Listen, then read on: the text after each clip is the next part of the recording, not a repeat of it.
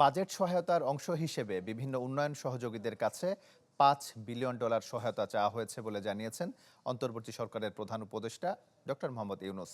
অন্তর্বর্তী সরকারের 1 মাস পূর্তি উপলক্ষে বুধবার সন্ধ্যায় দেয়া ভাষণে তিনি একথা জানান।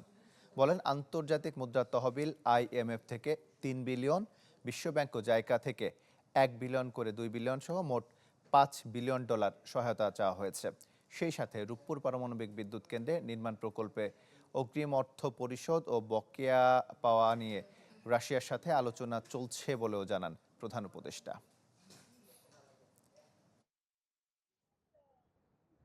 বৈদেশিক মুদ্রার রিজার্ভ বৃদ্ধি করতে বিভিন্ন উন্নয়ন সহযোগীদের কাছ থেকে বাজেট সাপোর্ট চাওয়া হয়েছে।